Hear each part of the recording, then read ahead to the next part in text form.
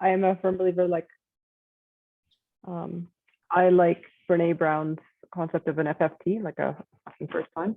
So I just sort of went in with that attitude and sort of said, this is my very last first time having to do a Facebook Live. So whatever happens, happens. And there was only going to be like 2 people watching. So it was okay. So yeah, no, there was some technical challenges because Facebook's like, do you want to do this? I'm like, yes. And then like, yeah, no, screw you. You're not going to do that. So then I ended up having to go do it from my phone. So I'd done a bunch of prep where I could copy some stuff into comments, but whatever. My goal was to talk for 10 minutes and I talked for 12. So I'll call it a win. Okay. Do you know how many people tuned in afterward? I've never done one, so I don't know how you can tell that, but I know more people I don't know. often tune in afterward. The engagements last time I checked were in the 20s. So I'll call that a win. I think it's more about just creating and doing it consistently. Is that good, Ellen? Okay, because I'm like, I don't know. I think it's like all my friends. Look how much she's shaking her head. She's my not friends and my aunts who watch. Really amazing for the first live. Mind blowing. Okay. Most people watch the replay. Most people do. Oh yeah, I'm not inclined to watch that again. So I will just say, okie dokie, it's done. I love Ani told me, she goes, you're so soft spoken, which is not something I think since I was like 12 anyone has ever told me, because I generally tend to be like loud and intense. So I was focusing my like, I don't know, soft, sweet teacher voice as opposed to like my junior high intense teacher voice. But yeah, it was good.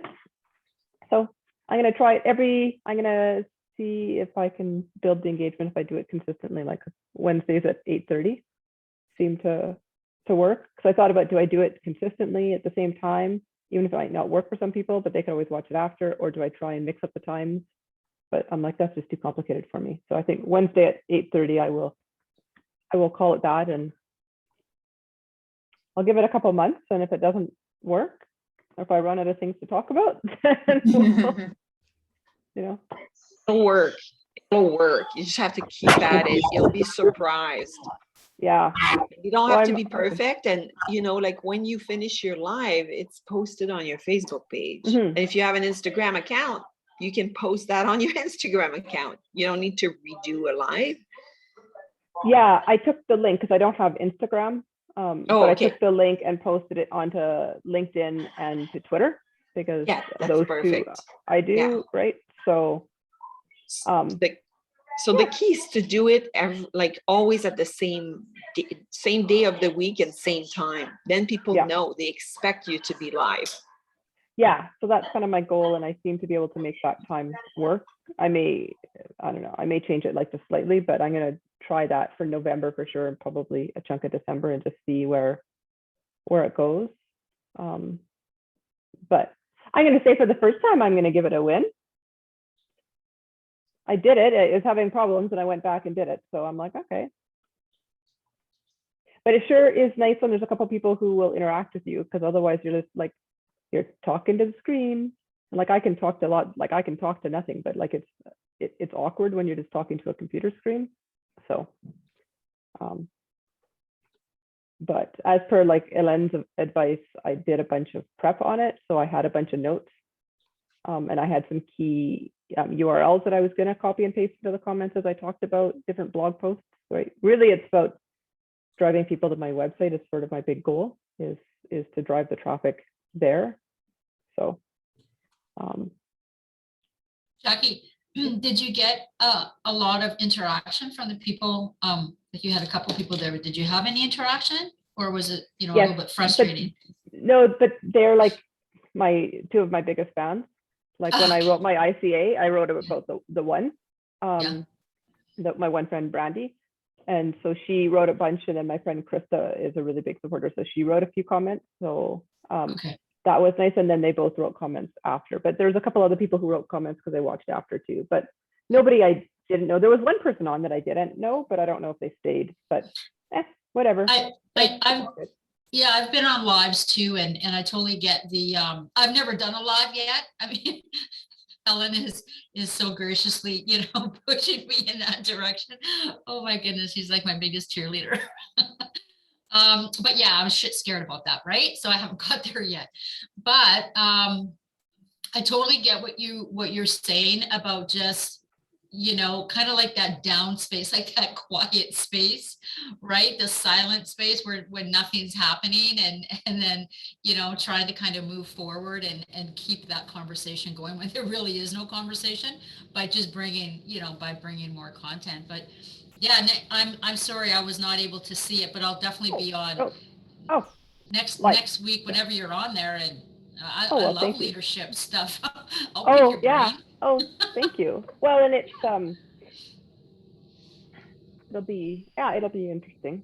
So I did write. It was good because I wrote some key points that I wanted to talk about, and some of like, how do I drive traffic? So okay, here's a couple of blog posts that I can, because I've written about Brene Brown's concept of FFTs on my blog. So I point them to that, and then to the resource. So I think my next step really is just to upgrade my website to it's the next phase up, because then I can put pop-ups on it. So then when people go to the site, they can get the pop-up about the lead magnet. It's going to cost me more, right? So I'm been avoiding it, but I think I'm at the place where I just, even though I'm not necessarily selling anything, I can put up some little offerings or whatever, but that's sort of my next step. When is it live on Wednesdays again? 12 o'clock? Well, it's 8:30 my time. So I think that's 10:30 your time. So 8:30 Mountain Standard Time. Okay. So I had to figure out how to do it from the event, because Facebook was like, do you want to broadcast this at the exact time? I'm like, yes. And then it wouldn't work. And then I said, okay, let's broadcast this. Like, you're already broadcasting, but I wasn't. So I ended up having to do it from my phone, which wasn't as ideal, but. Jackie, was that 8:30 a.m.? Yeah. Okay. Yeah.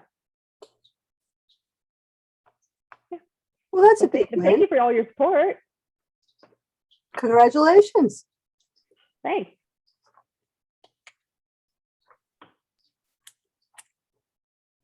How's everyone else doing this week? What other wins do you guys want to share with us? Or challenges?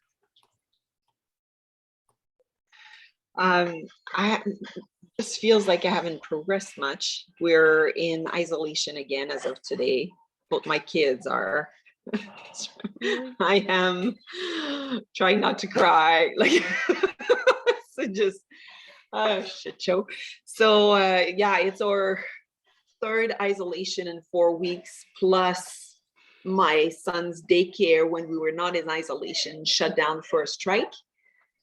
So but I progressed really well with the course validation calls. It's like super good. I'm so happy. I think I'm pretty much done doing them. I might have one last one to do, maybe not even one. I'll have to check, but so yeah, and I'm almost gone through the second module of DCA, but they're moving so fast. It's insane. I think they're at module 5 or 6. So how many calls have you made so far? And how many does you recommend? I'm trying to compare it to what I'm doing in my program. She's recommending about 5. She's recommending 3 to 5. I think I've done 8 or 9. I'm not sure. I've done some before I started DCA, but I feel like now I have the hand of it. Like it's smooth now. So just so you know, ladies, for those of you who have not done that yet, like doing them on Zoom and recording on the iCloud, like Annie suggested, is so good, because then you can just take the audio and then flip it into a transcript really quick. So you don't have to type a thing. I love that. It's really good. So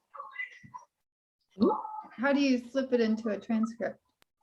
Good question. I'll have to ask my staff, because she does that for me. I haven't done it. But yeah. And now I have a third staff, part-time. It was so fast. Like one day I created a position, the next day I found the candidate, and then the day later I interviewed him, and now he's on payroll and he started already.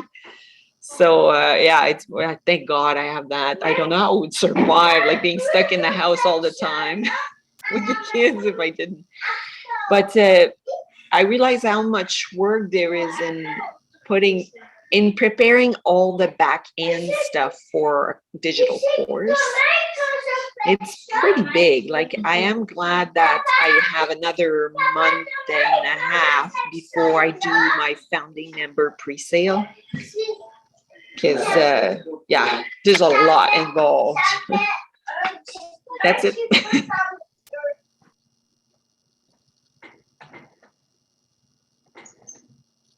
So I'll go next. I've been using I've been working with the material in the course that I'm taking, Launch My Courses, and I'm up to what is being called in my course market research, which is basically validation calls. And so I was curious to find out from you, Helene, about what you're doing, because Danny's recommending a different way to do it. Well, I think it's a similar way to do this, but he's recommending doing 20 calls. And which is obviously a lot different than what Amy is recommending. I'm drawing off of a list of current clients. Right now, I decided I've been going back and forth with social media. I'm going to put that to the side till I get really deep into the validation calls and get a better idea of what I'm going to create. I have lots of people that I'm working with who know me already. I have credibility, so that's not an issue. It's really more a matter of finding out from them what it is that they want and what aspect of courage are they interested in learning about. We had a call last week in our program that was real helpful. We have live coaching calls once a week, and then we have office hours, which is Q&A. It's basically Q&A. And one of the people presenting recommended that it really narrowed down the topic a lot. The courage to communicate more effectively, or the courage to, I don't know, I wouldn't do one for ask for your raise, but something a little bit more specific. So I'm working with that idea as I develop my course questions. I already have my emails written for asking people to do the validation calls. And I have one for the people. I have two lists right now. One list is my current female clients, and one list is my previous female clients that I feel would be appropriate for this. And I have 41 people. And so what I'm going to do is I'm going to copy paste one email to the people that are currently clients, and then do the same thing for the clients that are previous clients with a little bit of a different slant. Obviously, the people I'm not working with, it's been a while since I've spoken with you, and then basically let them know what I'm doing, and then move forward for the calls. I had a question about this. I'm very excited on where I'm at with it. I'm glad that it's going so well. I had a question. How many of you who are doing validation calls, or how many of you, for whatever other reason, are using something like Calendly, where you can give people an option to schedule for you, where they can schedule on a platform rather than having to call you? Ani, what are you using? I use Bookio because that's what I use for my clients to schedule. So I just created, what do I call it? Something I call it. It's in a schedule, and I put specific time frame that anyone wants it. They can just go and schedule it themselves. Pick a time, but the times and the days that I made it available, it works for me. What's the name of the platform? Bookio. Could you put that in the chat? Bookio? I'll do it. Okay, thanks. Because I went on early this morning. I was probably up as early as you, Jacqueline and Helene, and I was working hours this morning, got a huge amount done. And I found about 9 different platforms that were recommended besides Calendly. And then I thought, now I don't know what to do. So I'm going to look into that. I would like to be able to get the scheduling expedited. I'm excited. I'm really excited about looking. I'm excited about talking to people about it and then seeing what they tell me that they want. I've already spoken to several of my clients, and I've mentioned this, and they said, oh, wow, that sounds really great. So it's wonderful when you get that kind of reaction, before you even ask any questions. So I'm excited to do that and looking forward to see what happens. And that's where I'm at.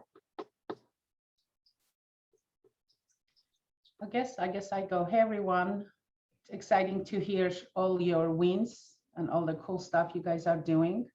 So last night at from like 9 o'clock until like 9:40, which is late for me because I'm usually asleep at that time, I was on Zoom call with Philippines and I hired my first VA.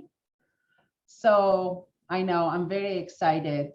She's not just a VA, but she also does social media stuff. So I'm going to try her on that. But first, she's going to do some VA stuff for me.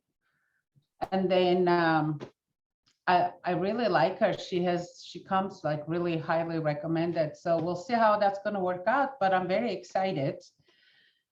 And let's see, business. It's it's been kind of busy at the office. It's really cool. And I'm just doing my thing. I've started kind of like really thinking about how to, besides just connecting with people that are in pain, specifically neck pain, I wanted to kind of first write it on a on a paper.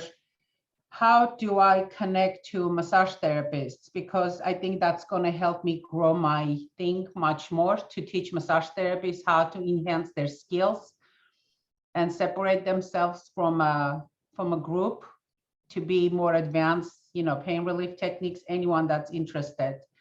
So, but I have to figure out, how do I approach that? Do I create Facebook groups specifically for massage therapists? What qualifications, what questions do I put in there to just kind of filter them out to get the right people? And so that's what I'm working on. But at the same time, still working on, really bad. So if I get caught up, sorry. In LA, we just started this whole COVID mandate thing. So I can't go anywhere, which is kind of a cool and a bad thing. I can go only to a grocery store and a pharmacy. That's it. I can't go anywhere else. So brings a little stress. But other than that, life is good. Oh, and I just got offered, I applied for a California small business grant. And I just kind of put it in the back of my head because the first leg, they didn't pick me. But I did my pendulum, and my pendulum said I was going to get that money. And guess what? On Monday, I got the email that I was picked, and I did that DocuSign, and hopefully they said within 7 days, the money is going to show up in my account. So I'm very excited. That would pay my 10 months of my office rent. Wow, that's great. Yeah. So that's like huge, very exciting. So, okay, I'm done. Wonderful. I have a question for you. The research you do, well, the work you're doing to connect with people that are massage therapists, is that for the course you will be presenting that you're working on now? Oh, okay, because you weren't sure. I wasn't sure which way you were going to go, whether it was going to be. So my course that I already have, it's all created, waiting. It's geared towards public that are living with neck pain. But I can easily convert that and make it for massage therapists, which eventually that's going to be my goal. Because like I said, it will be much easier for me to teach a bunch of massage therapists and have them go and teach their clients. And I would be much, better for me to build a list. And when it comes time to sell more to massage therapists, because anyone that specializes or wants to be unique in their approach to pain, And that's the only reason people come and see me, because I do very unique techniques, but it took me 25 years to go to different parts of the country, or even I went all the way to Toronto to learn specific unique techniques. But that's what separates me from anyone else. And that's why I can charge, like $100 for half an hour, others charging $60 for an hour, and teach them these advanced techniques and approaches to pain relief. So, sorry, I just want to really understand because I'm really interested. So are you waiting to do the course until you modify it for massage therapists, or are you going to do the course for the public first and then have that be a second? No, most likely I'm going to do the course for the public first. But right now it's just an idea in my head. I have to just kind of figure out how to approach it to address massage therapists. That's just going to be kind of on a figuring out part. But eventually I'm going to convert that same course, but geared towards massage therapists. Yeah. Sounds exciting. That's great. And just to mention that Bookio, the only reason I used to have Acuity for years, the only reason I moved to Bookio because one of my clients that regularly books through, used to book through Acuity, she said she didn't like the interface because like with the categories, you had to, even though there is categories, but she had to go through the categories to get to the service she wanted. But Bookio, the way they have it set up, the categories is on the side. So I have like 4. And then when you click on it, let's say pain relief, there's only 3 services under pain relief. So it's much easier and nicer to get to. And that's the only reason I went to Bookio. Okay. One of the things that I know about Calendly is that Calendly is compatible and Are you integrated. talking about Calendly, or is that Calendly? Because the way you're pronouncing it, is that something different, or it's Calendly? Maybe I'm saying it wrong. I could be saying it wrong. I think it's Calendly. Calendly. Okay. So I think from having worked with someone and actually have some courses kind of in my library from my video coach, that Calendly integrates well with Thinkific. And I was thinking ahead of of not just the calendar, but if I pick a calendar, would it integrate with whatever platform I'd be using for the course? So that's part of why I'm looking into the different possibilities. I know a lot of people use Calendly. It just depends what is it you need. I know it's very limited. It's personalization and the possibilities what I can do for me. So I looked into it and it wouldn't work for me. Okay. But for general online booking, a lot of people use it and it's fairly inexpensive. Okay. Thank you for that information. I appreciate it. I'm going to look up Bookio.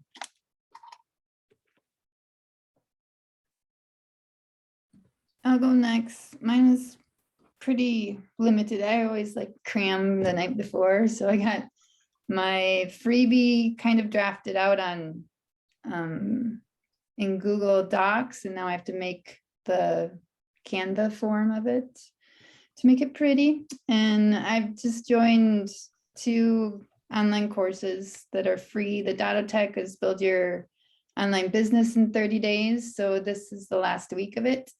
I've watched some webinars, but I haven't done any of the homework.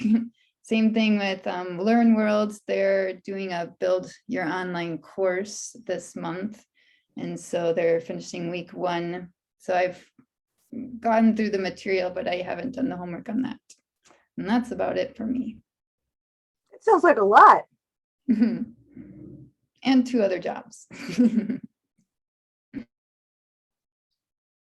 I can go next. Oh, And Ellen, I know that there are different, I found it for Alberta and I'm sure they exist for the other provinces, but there's like women entrepreneur specific organizations in Alberta. I can get free business coaching from an expert once a month.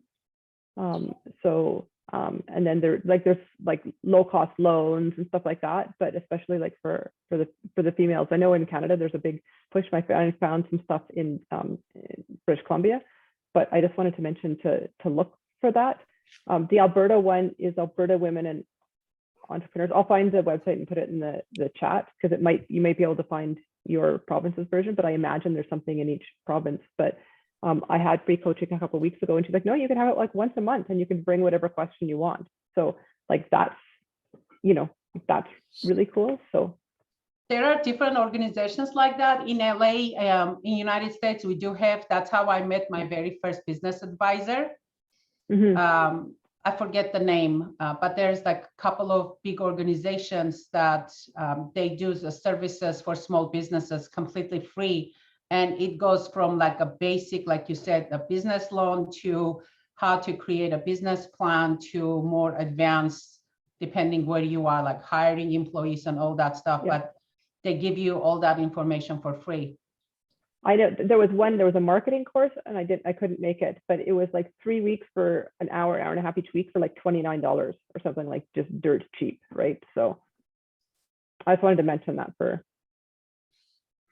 What is the company that you're dealing with, Jackie, in Alberta? What's the name of the business? It's Alberta Women Entrepreneurs, or Alberta, it's AWE, but I don't think that's their website, but I'll look it up and put it in the chat. But my friend was able to dig in and find the one for BC. Yeah, that's interesting. I'll do some research, and I think I might have actually explored one of those programs here in Winnipeg. But yeah, that's a really good idea, especially the free business, right? The business coaching.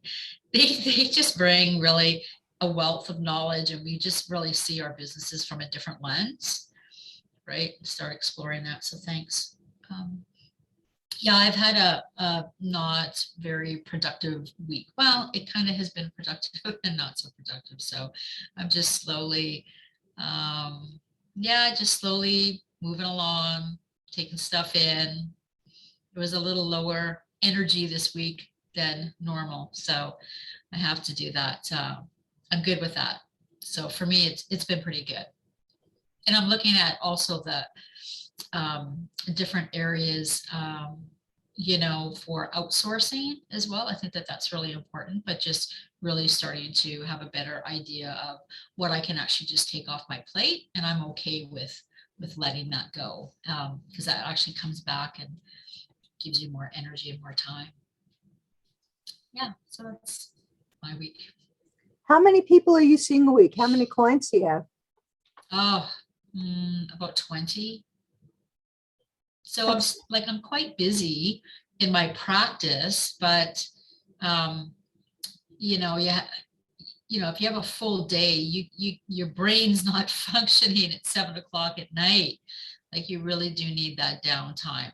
So I'm trying to just schedule my week a little bit differently, so I have more time to be able to, address the business perspective and the social media, and you have to be in a good state of mind to be able to create to begin with. You can't create when you're completely stressed out and exhausted. You're going to create some really dark shit. So I've done that, and I'm like, yeah, I think I got to take that off. So, just really having that awareness and, just taking some downtime. So that's what I've done. So it's pretty good.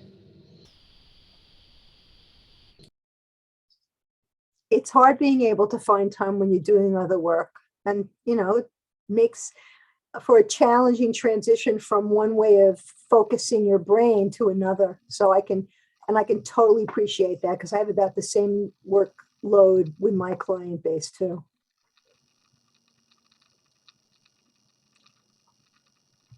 Okay, looks like my turn. Okay, this week has been the reset week. I am completely rewriting my freebie.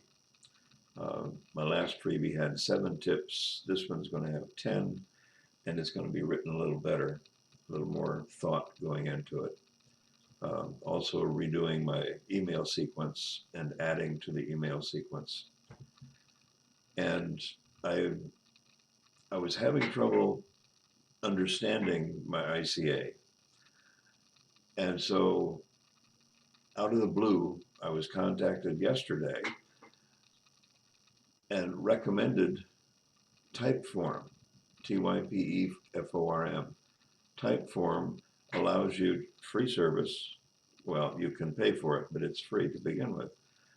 You can actually build a questionnaire. You can build a quiz and share it on public, your either email or social media, or put it on your website. And that conveniently connects to my ConvertKit. So I would get all of these people answering the questions on the quiz. They will be automatically tagged according to what I tell them to tag them.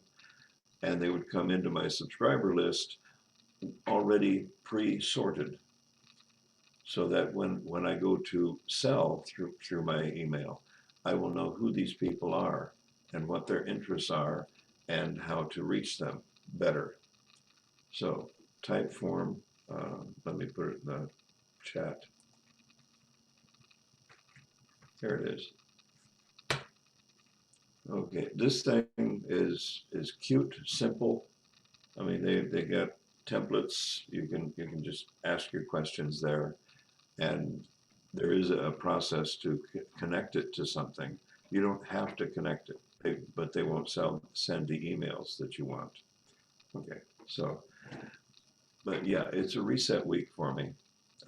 Just rewriting and rethinking the process. I did get my business verified on Google My Business. So that is now a platform for me. If you search, go to Google and search, write your own book, I don't come up because a whole page of ads comes up, except on the right side in the right column, there's my Google My Business. It pops right up. That's the advantage of using Google. If you post in Google, there is no search. There is no can't remember the word, but they don't send out spiders to gather information to put you in their list. If you have a business on Google, you're already on their list and you're at the top of the list in whatever category you're in. So if you're going social media, don't forget Google. Google is important because that's the #1 search engine other than YouTube. And guess who owns YouTube?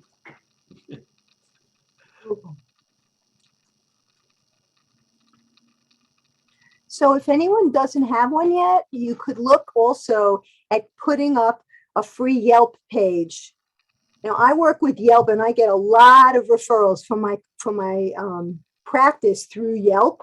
It's expensive. It's very expensive, but I've gotten a lot of business that way and it's been worth the money.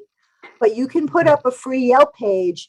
And the only thing with Yelp is they're a pain in the neck because they want you to be sure, and this is understandable, right? They want to be sure that whatever reviews go up there are legitimate reviews, and you didn't ask, your mother, your sister, and your cousins to put up reviews. This is a great business, and I love this person. So sometimes it's a little challenging to get reviews up there, but if you have people that have worked with you before and that know you and that like you and trust you, you can put up a Yelp page without having to pay them, and it can be helpful. There will be ads on it before your description, but I found it to be helpful before I actually went into contract with them. So that's another possibility. I do like Google also, and I found that it's a lot easier for people to put reviews up. I actually had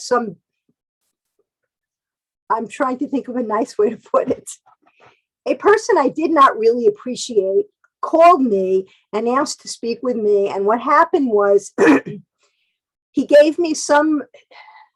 told me all about, what he's looking for, a specific kind of therapy. And he's anxious, whatever. And he tells me he has been working for a long time. So it's an awkward question to ask when someone's calling you to ask about coming for therapy. I said, so you're not working so and I told him what my fee was. I said, well, I'm not trying to be disrespectful, but I guess I'm wondering, you would be in a position to pay then. And he said, oh yeah, I have all this real estate all over and I'm making all this money. And he starts bragging to me on the phone. And I'm like, oh, I don't want to work with this person anyway. So I said, you know what, I'll call you back. And to be honest, I didn't call him back. I don't think it was intentional. Maybe it was unconscious, but I didn't call him back. And he put up the nastiest review, so nasty. He gave me 1 star on Google and trashed me for not calling him back. That's what he trashed me for. He had not worked with me, had no idea who I was, not a clue, and basically insulted me and then said, well, I found somebody else that's much better and I'm better off without her. And so my 5-star Google ratings, everybody before that had given me 5 stars, went down to like, I don't know, 3.5 or something like that. And so it was a company that I paid, and I'll be very honest with you, I don't even remember who they are. It's a little embarrassing to admit it, but they called me and they said for a certain amount, a flat amount of money, they would help improve my Google, my Google standing. They could bring up the SEO on Google. And they did, they actually did. And they said, well, we can help you. And I said, okay. And she said, well, we can have some people put reviews up on Google. And I was like, but that's not correct. It's, they don't know me. They said, listen, there's no way Google, if this comes up on Google, if you have a negative review, you cannot take it off. You can ask them, they will not take it off. You're stuck with it. So the only thing to do is to bury it by having other reviews on top of it so it doesn't come up on top, because it kept coming up on top. So in Google, I have some reviews. They, oh, we really like this business. She does very good things, whatever, just general stuff, to be able to get rid of that. So I'm almost up to 5 stars again. I don't know if I'll ever get up to 5 stars because of this. So one of the moral of the story from me about this is, be careful what you say to people when they call you, even if they don't really seem to be the right fit. Just be very careful. And whatever you do, if you say you're going to call them back, call them back. Most people wouldn't do this. Most people wouldn't be this nasty, but he certainly was. But I was able, with other people that I'm working with, asking them to put reviews up to get the reviews up. With Yelp, if you ask people to put it up and somehow Yelp finds out about it, I don't know if they actually take you off, but they say you're not permitted to do that. So it's a little screwy. If anybody wants to know a little more about Yelp, you're welcome to let me know and I'll be happy to share. One thing I don't like about Yelp is, and I do have a page there, and once in a blue moon, I would get clients. I have like I think 14 like 5-star reviews there. But one time it was funny, I get a call from someone and I always ask them like, how did you hear about me? They're like, oh, from Yelp review. I'm like, holy crap, I have Yelp review? I had no clue that I had like all these reviews there because I never go look at. But it's so funny that I have more reviews than they're showing. And one time I called them and they're like, yeah, it's with algorithm. Actually, I called them, I said, you're holding my reviews hostage. They're like, ma'am, we don't do such thing. I said, well, I know my client told me, and he was a doctor. And it's like, he told me he put a review and I cannot see it. You're holding it hostage. And they like took it like, ma'am, we don't. And then with their algorithm, I guess changes. So from time to time, that review pops up so I can see it. And then it goes away. It's so weird. But yeah, I used to pay very little with Yelp, but since I didn't get that many, I'm like, I'm not wasting my money on them at all. But people do go read the reviews. I absolutely agree. I had the same problem. The people I spoke to did admit it. They wouldn't tell me why it happened, other than saying it's the algorithm. I had really great reviews that were up and all of a sudden they disappeared. And what I found was the guy that I spoke to was very nice. He said, go down the page, go below I think it was below the reviews for the other businesses. I'm trying to remember. No, it was after I started contract with them. You go down further down the page and there's a line in very tiny writing, something like reviews that are not currently approved. And you click there and the page opens and there are all the reviews that are hidden. And when I asked him why, and I've asked several Yelp representatives why, they will not tell me why. They say they don't know. They say it's a secret. And to me, that's ridiculous. It's just ridiculous. If people give you good reviews, it should be up there. I have had probably about 15 reviews, all 5-star, and generally there are maybe 6 up for some reason. I don't know why. But because I do ads with them, I'm getting business, but it might not work for everybody. And I agree when you said that Yelp, because I've seen a couple of restaurants, they say, oh, if you put a review for us, you get like a $5 off. And that's totally illegal. If Yelp finds out, they will kick him out. Yep. So Rick, I totally just Googled me and I see myself on the right-hand side and I see, it actually came up in Google too. So I was like, oh, look at that. That was exciting. So thank you. That like, now I'm gonna ride that high for a few days.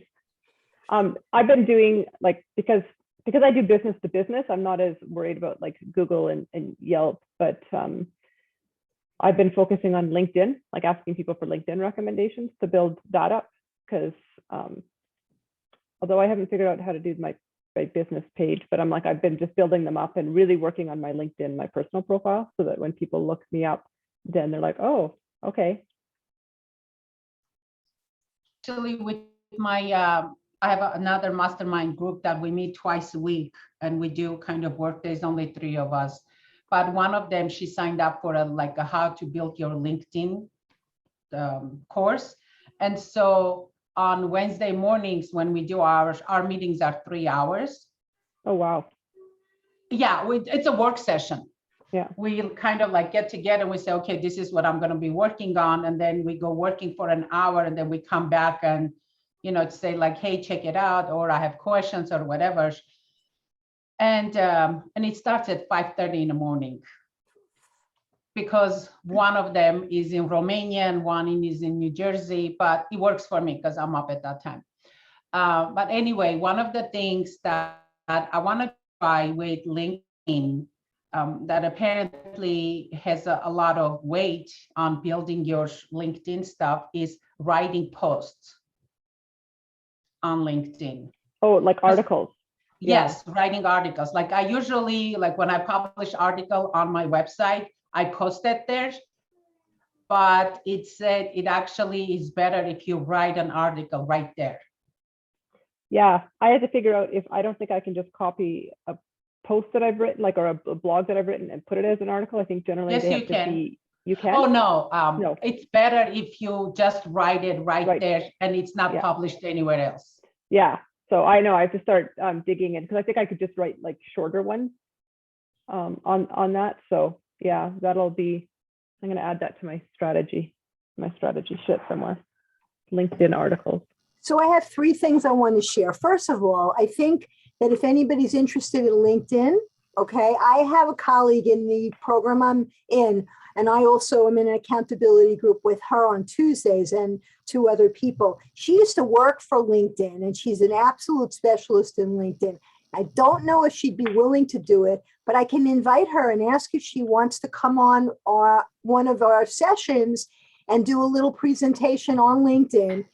Full disclosure, she's creating a course to help people with LinkedIn, which you might be interested in, you might not. I can ask her if she'd be willing. And then if anybody has questions about it and wants to learn a little bit more, we can have her on as a guest. So Yeah, sure. Would anybody else be interested in that? Yeah? Okay, cool. So that's first of all. Second of all, I would love it if we could talk about blog posting, because that's something I'd like to do. So I know, Jackie, you really do a lot of that. You've had a lot of experience with it. Is that something other people would want to do also about blogs? What about it? I mean, I have like published 120 some blogs right now on my website. Wow. So that's something I do regularly. And then I repurpose them. I go back like the blogs that few years back and I look at them like, who the fuck wrote this? So then I repurpose. Honey, you make me laugh. I love it. That's great. But yeah, and then did you figure out who wrote it? I actually have a girl in Philippines. Sometimes she writes stuff for me, but she already knows my style. So she writes it in like a first person, like I'm talking to you. That's how my blog posts most of the time are. Yeah. But me too. yeah, I go and repurpose them. And actually the VA that I hired, because most of all my blog posts, this is how much I know. I write on my website.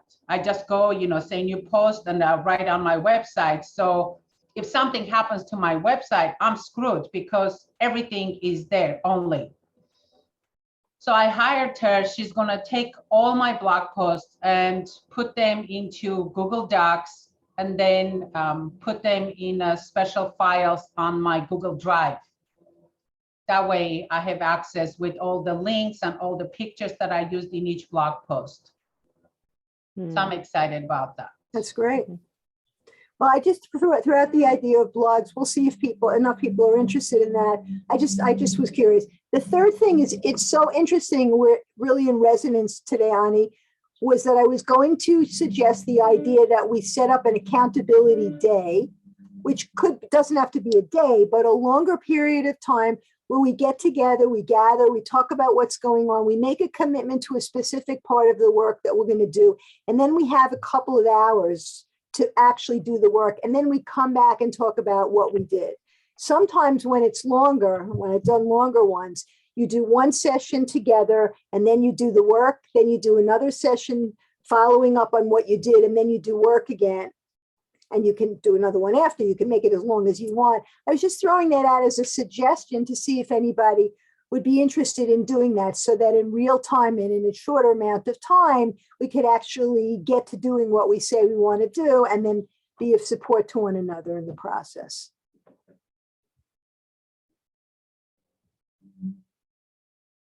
So think about it. Think about it. Just an idea.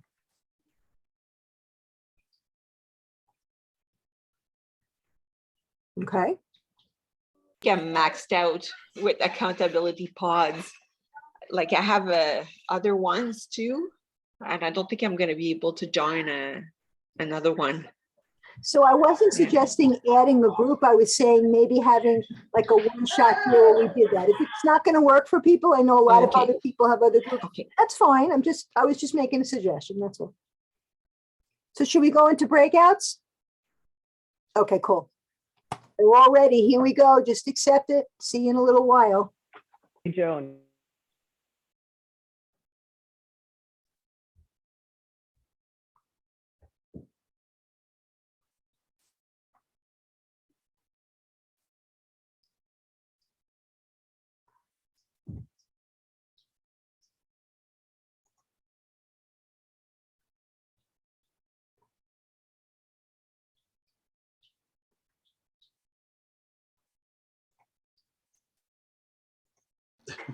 Yeah, me too.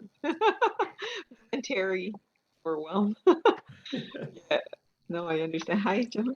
Hi. How are you? Good. Yeah, I was just asking Rick how he was doing, and he was like, "I'm approaching overwhelm." I think it's really something we have to juggle with, eh? How to balance things out and have like days where we charge up, take a break from the business side and charge up again. Yeah.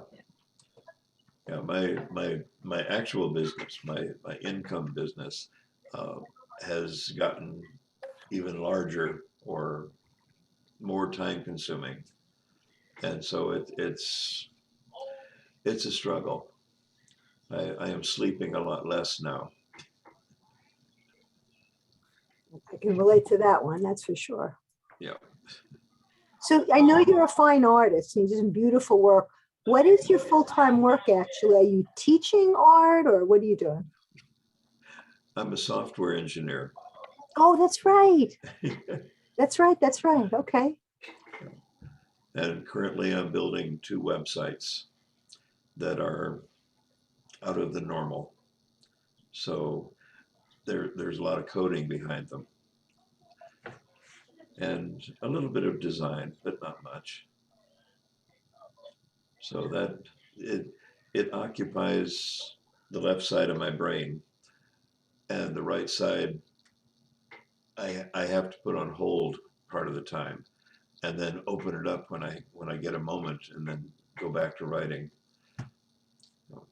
Are you working for to pay yourself? back Or you at the working, port. sorry. Are you working for yourself or are you working for someone else? No, I work for myself. Oh, okay. I've been self-employed since 1972. Wow. Well, I found out this week that someone else in this group is also an engineer by training. Yes. Did not know that about Elaine until this week. Yeah, What was your background in, Helene? Oh, I engineering physics and a master's on material sciences. And then I worked in the nuclear industry. I was basically designing inspection systems to see for cracks and corrosion in nuclear reactor components. Very different than gardening, as you can tell. Yes. Oh, yes. Yeah. Oh, okay. Where are we going for this week? What are our goals? What are we going to try to achieve this week? Maybe we can just go around the table and just try to see how we can get unstuck, Well, I'm going to take a look at my schedule and I'm going to reevaluate when I see people. I made a big change this week that I've been wanting to do for several weeks. I have a client I've been working with for probably 2 years. It's a great client and I want to continue working with him. And his schedule changed, resulting in my not being able to see him on Mondays at 5:30. And the only time I had available was 7:30 on Monday. And I was like, this is not going to work on a permanent basis. And I was very honest with him about it. So one of my victories this week was that he and I went over the schedule, and as synchronicity would kind of unfold, an opening came from someone who had been seeing me one day, who switched to another, and then he told me he could see me at that time. So I mean, I know this might sound a little crazy to both of you, but it's a victory to me to finish my last session at 7:30. I would love to make it earlier, but it hasn't been possible. What I did a couple months ago was I said to people, I'd like to move the evening appointments back to on the hour instead of the half hour. And I tried to do it and nobody was able to do it.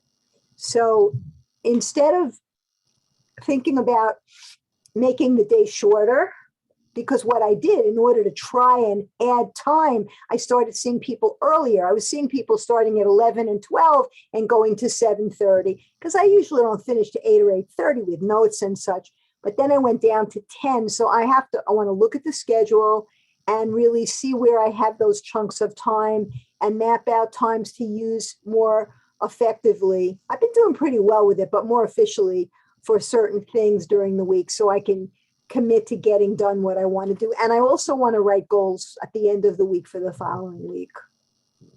So that's what I'm going to do. And also today I'm going for my first massage in about 3 months. I am going to find a way to get a massage at least twice a month, if not more. I just inherited a considerable amount of money from my mom. And you know what? I deserve it. And I'm going to make sure to make myself a priority. So that's one of those things on that self-care list that I'm building. Yep. Yeah, we need to celebrate. It will relax the brain if we can do one thing that really makes us happy. One thing out of the ordinary that really makes us happy. I'm in a similar boat, Joan. Like I hurt my back and I'm now 8 months pregnant. I'm like, whoa, okay. Yeah. And that's one of the reasons why I hired someone else. I'm like, I can't.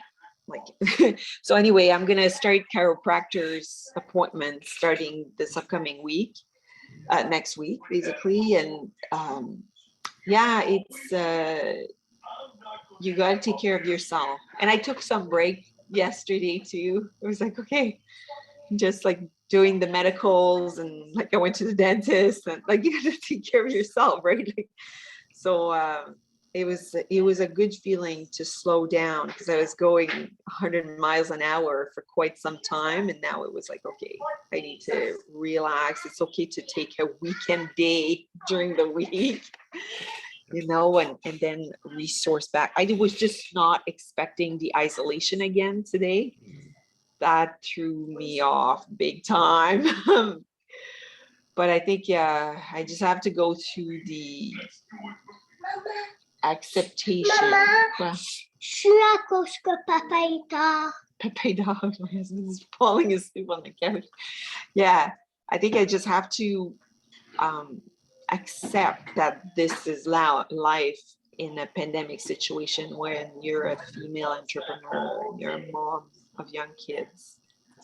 Everything can change like this. Your whole week has to be rearranged. You have to hire new staff. You have to work that into your estimate. And it's a lot of work, you know, like when your plans have to change constantly, it takes a lot of mental flexibility, I find. You know, like you just cannot rely that the day and the week or the month will go the way you have planned. So I find like part of my energy is going towards this, just the acceptance of, okay, my whole day is zapped, you know, like, yeah.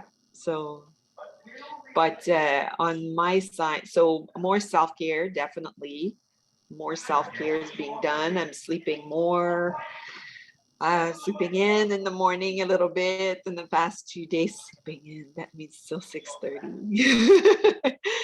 And then, but things are looking really good. You know, if I look at like the contracts that are coming in, everybody in my field is has shut down for the season. And I'm making my suppliers reopen just for me because I still have business. So it's really good, right? I never thought this would be the case. It's a beautiful surprise. And on the front of DCA, like preparing for my course, I feel like it's going a little slowly right now because my business is going well. So I guess it's all good. But I would really like, let's say by in the next few days, if I can really finish off module 2, finish my founding member pre-sale strategy with the emails, like the email sequence, that would be a big block for me, you know. And I am figuring out the tech a little bit more, you know, like what kind of payment system I'm going to use for the pre-sale of my course and the sale. And I'm going to go with the SAM card because it automates, you know, like if someone doesn't do their payment plan, it takes care of it for you. And it's very reliable, and you can do upsales as well. And originally I was thinking of using Stripes, but I heard really bad reviews that worry me about Stripes. You know, like entrepreneurs who have actually, you know, like some people, or I don't know if it's a computer, like there was a fraud attempt made by clients who didn't have any intention of paying or something like that, or it was like a fake sign up or something. I don't really know the details, but Stripe held the entrepreneur liable after they delivered the product. They were like, this was a fraud, you have to pay. and the entrepreneur was like, what the heck, that's like thousands of dollars. So this is just like a little something that worried me. So SAM card is more expensive. It's like $100 a month US. But if I do it for the month of, it will just be for the month of December and January. So 2 months. I think it's worth trying and paying for it because I don't want to support a company who's not even doing their homeworks about fraud and backing up their customers. So yeah, that's what I'm going to do. How much do they charge? Do you know? $99 per month. So Okay. it's not a percentage of the Oh. fee as opposed to Stripe. Stripe is a percentage. So Yeah, I think that's probably one of the reasons why Amy Porterfield is using Samcart. It's like a flat rate, right? Makes sense in her case because she has so many people. I'm not saying that in her case it's $99 an hour. She has such high volume. It's probably more, but I think I'll go with that. And then I want to dive in. No, I was gonna say that's interesting because I use PayPal and I just put PayPal buttons onto my website and that's it. I don't have any of the payment system. But at some point, I'm going to need to look at a more advanced system. Yeah, so I want to do a payment plan for people who sign on the founding member pre-sale. I want to offer them a payment plan too, so that because it's just such a big shift, when you see the payment plan like every month for let's say 3 months, it's an easy yes. You're like, that's like going to the restaurant once a month. Yeah, hell yeah, right? So so those are my goals for the next few days. And then for next week, until we meet again, I would really like to go through module 3. Module 3 is really the content, like the framework of the course. So I've got a pretty good idea already what my framework is going to be, but I want to work on the bonuses too. Like figure out exactly what is going to be in the VIP offer. Yeah. That's it.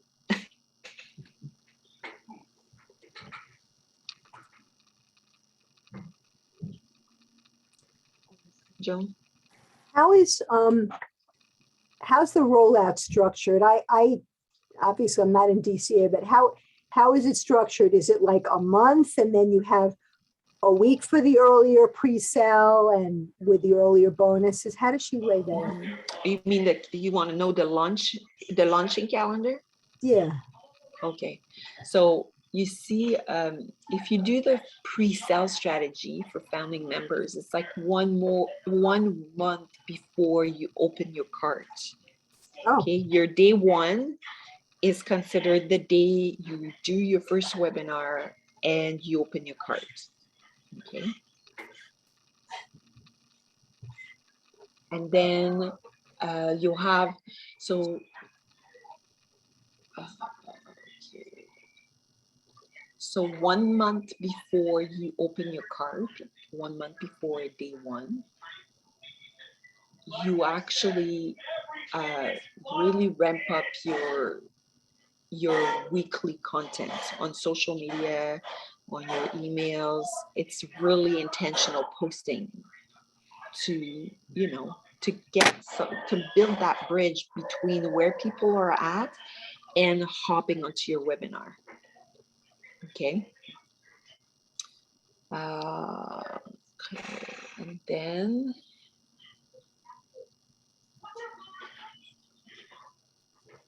so 7 days before day 1, it's the webinar fill up. So you promote your webinars to your audience to fill up with quality interested registrants. So you have a full week where you're working really hard at having people sign up for your webinar. So it might be that let's say you're doing a few lives that week. You're featured in a newspaper article. You're invited on a podcast. You're invited on other people's live. That's what your focus is on, filling up your webinar. Okay. And then you'll have your day 1, which is you're starting basically your 10-day launch. Okay. Your cart opens, you do your first webinar, and she recommends to do it on a Tuesday, Wednesday, or Thursday. Okay. And then 10 days later, you basically close your cart. People cannot, you finish your last webinar, and you close your cart. Okay, so people cannot sign up for your course anymore. So from day 1 and day 10, okay, where your cart is open and it closes, they can sign up for your course, and you get some people in your funnel by doing your webinar several times.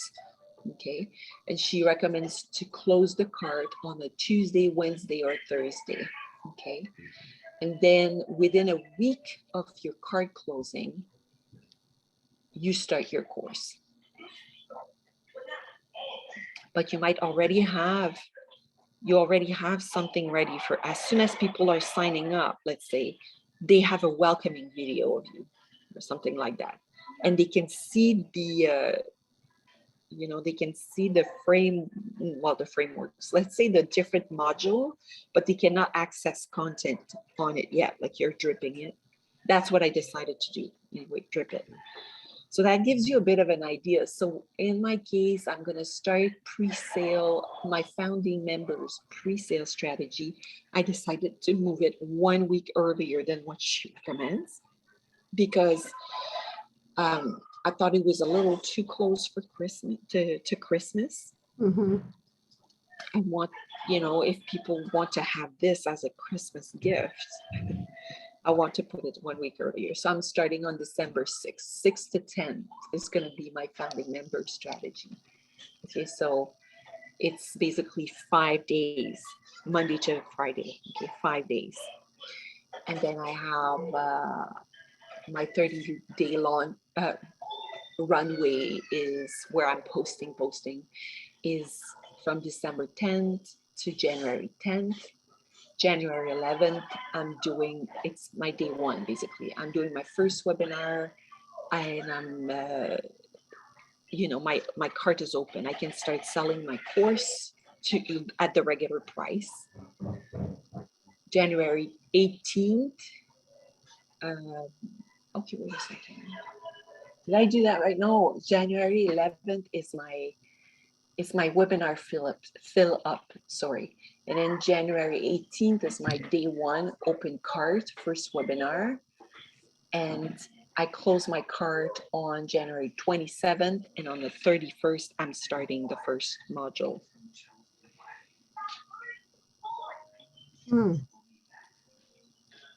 So there's a pre-sale, and then 1 month after that is the promotion for the program, after Yes. which you have your first webinar and you open your cart. At that point, is it at full price already? Yeah. Full price. Okay. The special rate, like it's only for the founding members and it lasts only 5 days and it's 50% off. And you're doing it it's- only on the price of the course and not on the VIP? Or you doing That's it- what I don't know yet. I have to check with Amy. I'm not sure about that. Okay. I think she's doing it on the whole thing, but I gotta check. She's also charging $2,000. So Yeah. But it's still going to be a fair chunk of money injected in my business if I do it half price. Like, what's your cost going to be? Full price? well, okay, so let's say it's independent study. It's going to be 225. So if I get 10 people, that's like more than 2K, right? If I do the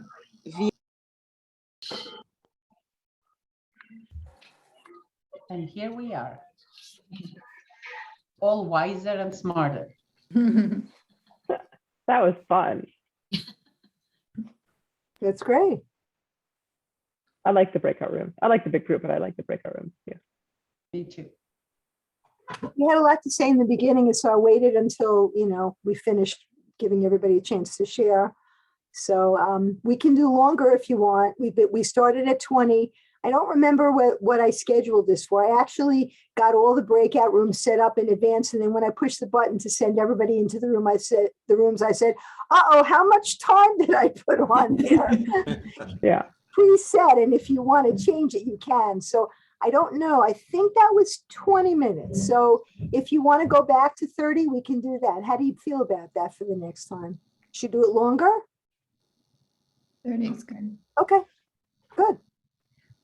So how was this for you? Anything you want to share about what the experience was like, what you learned, what you talked about? Jacqueline and I talked about my somewhat large obsession with owning domains and URLs. And like for my Canadians, because we have the access to the .ca, you can get a lot of URLs that other areas wouldn't. Like the .com is taken, but the .ca isn't. And so, like I actually But how own quite a few. popular .cas are? For us here, it's totally fine. Like Okay. nobody blinks an eye, and it actually gives you some legitimacy in the Canadian market to have that. So and you can buy different, like I own like probably a dozen that I use for different purposes, but I have two that I use for my business, and one is like leadershipandlife.ca, but I also own Explore Disc. So when I'm talking about disc profiles and training on that, I use that URL, and I just point it to the page on my website that is about disc. So it takes them to my website, but then they don't have to remember it's leadershipandlife.ca/disc. It's just, I can do that. So we talked about, we can offer some cool ones for Jacqueline to use And that are available. Jackie, I forgot to tell you, when I first loaded my Instagram page like a year and a half ago, I had it under peaceful persona. Oh, okay. Let me look that one up. Isn't that lovely? Like, it's just, That's your hashtag, right? I really liked it. Peaceful persona. It's all Hey, about. you know what? That's cool because people would remember that, like, and that it's a play on your name, and it's available. I think it's probably $50 for me. It shows 15 because I think I have a discount after owning because I own so many. But I'm like, if you can buy a URL for your website for $40. Yeah. The .com on that one is actually available too. So you could own them both and just point one to the other. So that doesn't matter what they enter. Mm-hmm. Yeah, I just kind of liked it. It was that one's really good. You know what, Jacqueline, that's really good. And they're both available too. Okay, thanks. And you can see if there's a hashtag peaceful persona, match it up with the name. Twitter is already taken. Oh. Peaceful persona. How do you register a hashtag? I've come up with some names and I don't know where to go. Do you Oh, I have don't to- register them. a I just use them. hashtag? Yeah, just a hashtag. You just use them. Like, So I don't know if I have never heard about registering a hashtag. We just use them. Neither. And then when people search, it comes up, right? So Yeah. if you're the one using that hashtag all the time, you come up when they search that hashtag. Okay, because I found a website last week where it said, find out if this hashtag is available. And I put in the name of my website, Your Amazing Journey, and it said, it's available. And then it asked me all these questions about my business. And I thought, why do I have to give them any information? I don't understand. I wasn't sure if they wanted some kind of careful. Use payment. it. Yeah. Just use it. Okay, where was this site that was asking you the questions? Hang on a second. Let me see if I still have it up. Because I'm very bad at closing my screens. Let me see if it's still here. Gosh, I have so much open.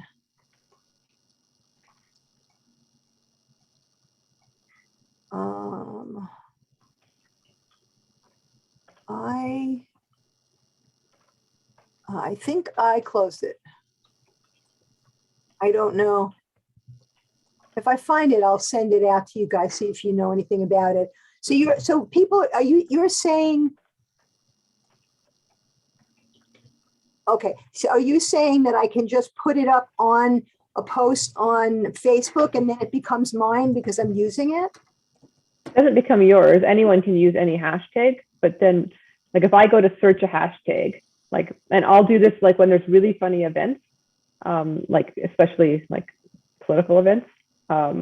Like a few years ago, we had a leaders debate, and one of the leaders was being a condescending asshole to the other and said, well, you know, math is hard.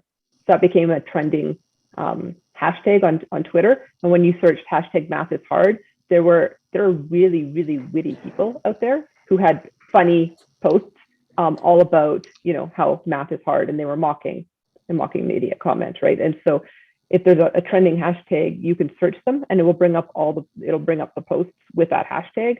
So if you're using one, like I'll often use like meeting. Well, I don't own that, but if somebody searched the hashtag meeting, then my post could come up, right? So it's a way to search things and to gain the exposure on your posts. Oh, so if I look up hashtags with related subjects, and I put that hashtag into a post, that will help draw people who have that hashtag to my post. Oh, Well, it'll help draw people who search that hashtag, got because it. it'll, right? So it doesn't, it's, if people have to kind of still actively search that hashtag, but people do that all the time. Search, I'll search hashtag AB roads if I'm looking for like why I'm sitting on the highway and it's not moving. And like, I do that a lot with like traffic, right? So I know the hashtag for the local area, or if there's something, I know there's something going on, I see something big going on, I'll search the hashtag for my local area on Twitter and see who's tweeting about it and what articles might be written, or so I can figure out what the heck's going on. Oh, okay. So I could use it on Facebook, and once I get on Instagram, and also LinkedIn, the same one. Okay. Yeah. Thank you. Cool. LinkedIn will give you suggestions for hashtags too. I usually just make them up. I usually pick out like key things. I'll use leadership. If I'm talking about meetings, I use meeting. And you can put the hashtag, like, especially in Twitter, because Twitter limits you to 280 characters. So I don't write my posts and then write hashtag meetings. I put the hashtag in front of the word meeting in my, and then it still counts as a hashtag, right? So I'll say, do you hate hashtag meetings? I asked, you answered, waste of time, blah, blah, blah, blah, blah. And then I might put another hashtag at the end. But if they search hashtag meetings, that will still come up. And that way I don't use a whole bunch of extra characters, because 280 is not that many. Okay, thanks.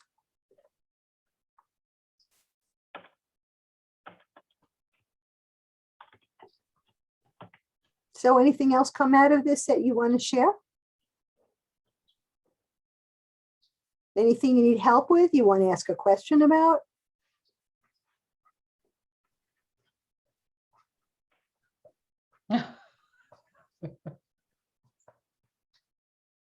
Helene, if you're talking, we can't hear you. If you're talking to somebody else, then we don't need to hear you. You don't see the background. There's a lot of stuff happening in the background. That's why you see me. You look like you're a caterpillar in a field there with those leaves in the background. Very appropriate for a professional gardener, right? Actually, I do have a question too. I think it was Helene, when you put it on the Facebook Hours Messenger group thing about doing the Facebook Live. Like before, I used to create an event. Sometimes I used to create an event just so, like, say, hey, it's coming up, live coming up. Or sometimes I used to just click go live and just go live. Yes. But you mentioned, I think it's better to create an event. Yeah, I really Okay. like creating an event. Okay, here's why. Okay, I have two accounts. I have my business Facebook account and I have my personal Same Facebook account. The personal Facebook account is the one I use to join a whole bunch of gardening related groups. Okay. Okay. And so what happens is I always create an event for my lives. Do you And then I create it can- on Facebook, your personal on or Facebook. business? No, business. Okay. Business, okay. So an event, and then it's posted on my business page. But then I can do two things. I can share that on different groups that I'm a part of from my personal account. Okay, and sometimes I share it to 4 different groups. Oh, would if they they allow allow me it? to. Yeah, They they allow allow it, but it's specific to each group. Okay. And the other thing that I do is I can actually, there's a button for invites. Okay, and you can start inviting your friends, like everyone who's on your friend list. I don't invite everyone, but I invite everyone that I know. Like occasionally when I have a guest, for example, I invite people that are part of my friends list and love gardening or are interested in food security or things like that.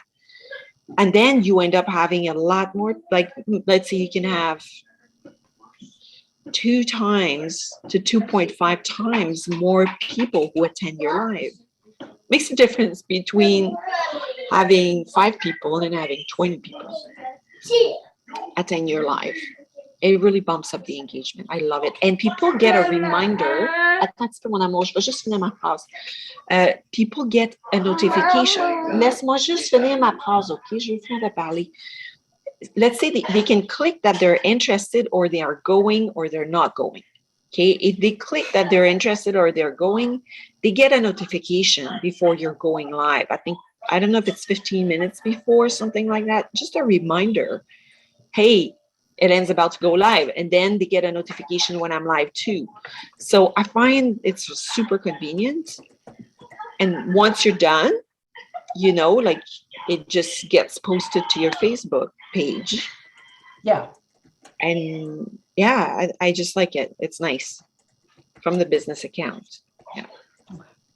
I did that, and then I don't know if Facebook maybe it was an anomaly. It got caught. Because it said like, do you want to go live at your scheduled time? I'm like, yes, please. And then it's fun.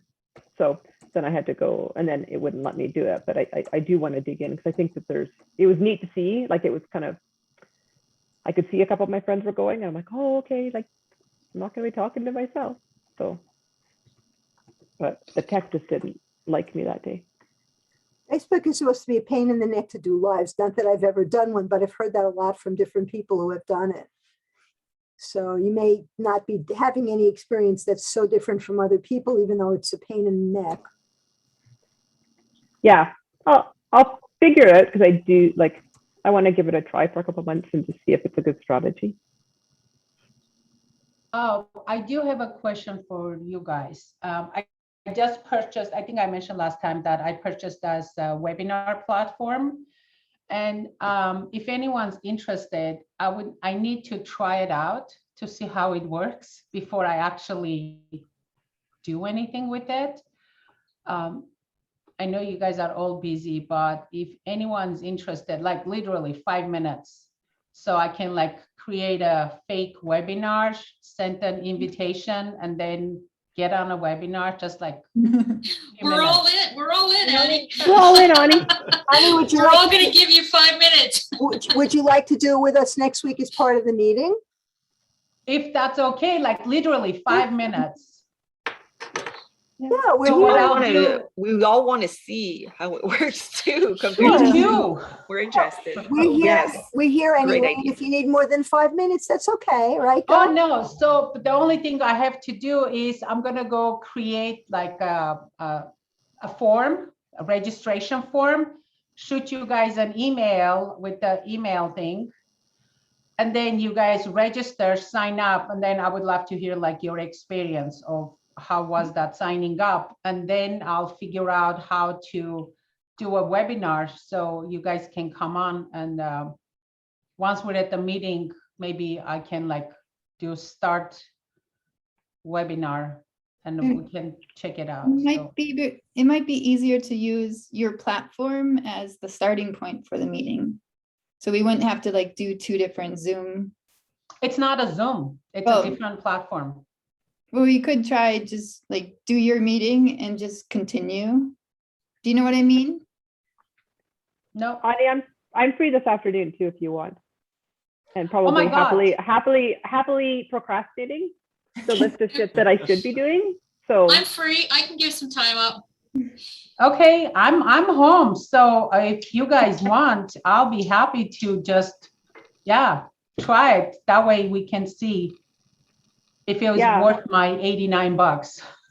I mean, anytime after say 1:30 my time, which I think is 12:30 your time, because I promised my husband's finally home. He's been out of the house. Just for tell 2 me weeks. whatever. I'm home. I'm working from home. So you tell me whatever message time you. so I can go and create it. That works for you guys. Put 2 Jackies. 2 Jackies. Okay, I'll send the two of you. And I think I can pull up your email addresses through the emails that Joan has been sending. It's on the list. Everybody's on the list. Okay. It's very easy because both of them have their name in the email. So you'll know the difference between Jackie and then our third Jackie. I love that we have three Jackies, Jacquelines, or however you pronounce your name, Jacqueline, in the group. I know, and they're all different spelling stuff. See, I would never spell persona Jacqueline the way you do. Oh, I've had so many people tell me about, that is the oddest spelling of Jacqueline. Like, it's my mom. I have a sister named Gwendolyn. It's Oh, that's exactly the cool. same. That's funny. I actually know a woman. I've become friends with a woman who's in the course builders group I'm in, and her name is Jackie. So in the course of 2 months, I've met 4 people with that name or a variation on that name, which is great. I love it. Yeah, it's funny because I think I only ever knew one Jackie growing up. Me too. Yeah, I spelled it Jackie until then I decided I liked the Q. I liked the French version better, so I just changed it. Because my legal name is the same as Jacqueline. Although sometimes, like when I'm in a mood, I'll go, sometimes it's Jacqueline, sometimes it's Jacqueline, sometimes it's Jacqueline. Depends on Depending on the mood. Depends on my mood. The name I give you, first name, last name, because I have my maiden name that I use at work, and then that's why my legal name has both of them in there, but that's why sometimes it says Surgeon and sometimes it says Gallioni. Sometimes it has both. I love anything with a French accent to it. Anyway. Well, I know Hélène's great. I love like her accent. Uh-huh. There's been a couple of people that mentioned a different group. Are we just meeting through email? Like, is that just the only group that we have for communication? So before we started the group, before we became a group, there were a number of us that had gotten to know each other who were in Amy's 30-day boot camp. And so we started our own group, which, Jackie, we can open it up for you if you want. You can join us. That would be fine. The Facebook Messenger. Yeah, it's just a message. Yeah, it's just a messenger chat. Which is cool. Yeah, just like it cracks me up though, like some of you because of your time. Because mine, I cannot turn off the sound from Messenger, but I try to find the lowest sound possible. So it's about like 4:30 or 5 o'clock my time, when sometimes I'm still in bed and I can hear the thing. I'm like, yep, that's that group. You guys start chatting with each other. Oh, Ani, I There's put a my phone on Do Not Disturb at night. Like, Yeah. because my mother has zero concept. I can't Oh. because that's my only form of communication. And God forbid, if there is emergency, I cannot Okay. do that. Oh. Well, we'll be aware to push the first message Oh, to it's okay. a reasonable time for you. You can probably It's okay. turn off the It's just like, notifications I'm for like, Messenger. okay, that's the group chatting. They're starting to Oh. chat. It's all good. That's why sometimes I chime in, but it's like 4:30 in the morning at my time. Yeah. You know? Yeah, I have the same thing with the notifications. It's funny. When I'm on a call with a client, I'll turn off the sound, and somehow, for some reason, those freaking notifications don't really seem to care. They keep coming through anyway. So I have to like cover the phone to muffle the sound. And usually I look at it and I'm like, oh, it's the group. I'll talk with people later. I have to put it away. You can usually mute notifications for that group. Like I have a couple groups that are really loud. And so I just mute the notifications and I look at it 3 or 4 times a day, like when I feel like it, but then it doesn't ding and it doesn't buzz because it like otherwise drives me insane. You have to mute it on Facebook? I guess on so the phone. well, on my computer, if I click the little down arrow beside the name, where then it'll say like open in Messenger, members, add members, leave group, mute conversation. So mute conversation just means that you don't get notifications. But it'll still show you, like on my phone, it'll still show me Messenger 3, like whatever. It just doesn't ding me every single time somebody adds something to the conversation. So I can figure out how to do that on my phone. Okay, now I'm curious. What group is this that we're talking about on Messenger? Oh, it's just a List Builder Society. It's just a chat. So people who are taking the List Builder Society course from Amy Porterfield. Yeah, We thought by joining that, it would motivate us and keep us accountable to make some Yeah. progress right. on this I'm- course, because we I'm- have 2 courses in parallel. Yeah, I'm in the LBS, but I never knew about the messenger chat. I can add you if you want, Rick. Yeah. Do you want, who wants to be added? I can do that right now. Yeah, can okay. add- Yeah. Okay. All right, great. So everybody here will be in the group at once you're added. So Jacqueline and Rick, you'll be in the group too. Yeah, we have some good conversations. I mean, I personally, I love connecting with all of you. It is not my personal preference to do it on Messenger or by chat or by text, but it's another way to connect quickly when we're not going to be meeting. So, I don't know if you guys can see, but when you pull it up, okay, I can't, this stupid webcam. Up here, it says mute. If you click that, then you don't get the notifications that the messages. oh, great. Thank you. That's perfect. Yep. That's it. Really? Really, really. So you'll still see the messages. It'll still show you the number, but it won't ding. So we won't wake you up. Ah, go look at Let me that. see, let me Okay. Ça, c'est à maman. Faut que tu me le laisses, OK? Je vais vous faire un dîner, OK? Ça sera pas- I don't see that. You're saying at the top of the page? So it depends. Are you looking on your computer or your phone? My phone. Okay, so when I click, okay, let's see if I can do this. Can you, oh, I can't. Oh, I see it. I found it. Yay. Okay, Excellent. the stupid webcam, I can't see. So anyway, there you go. If you click the name at the top, Mhm. Then the mute is in the middle. yeah, it's at the top there. Mhm. I don't know why it's So not do you, showing very well, but you mute, so this can mute call notifications, I guess, through the list, right?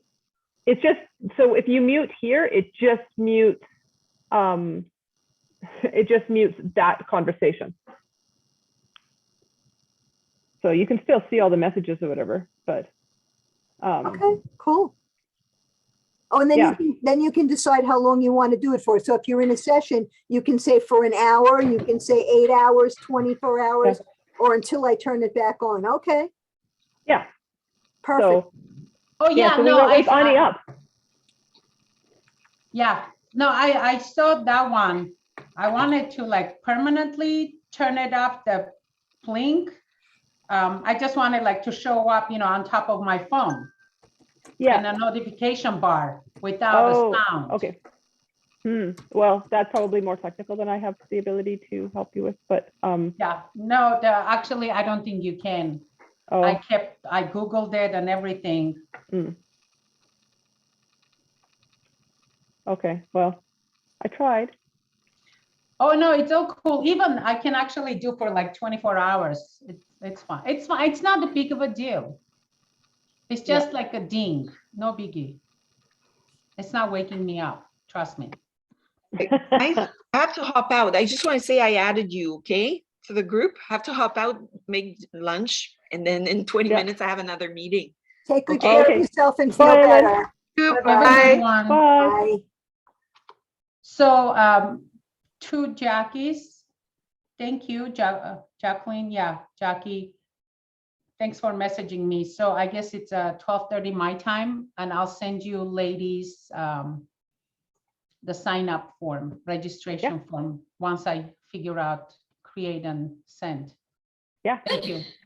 Thank you. Thank you. And if you Oh, need that'll be any more fun. help with it, let us know, if you want to We'll do. do. We'll do. We'll see how it goes. Okay, Thank you so much. great. Awesome. Have a Okay. wonderful weekend. Have a nice Sounds good. rest of the week, and we'll see you next week. Okay.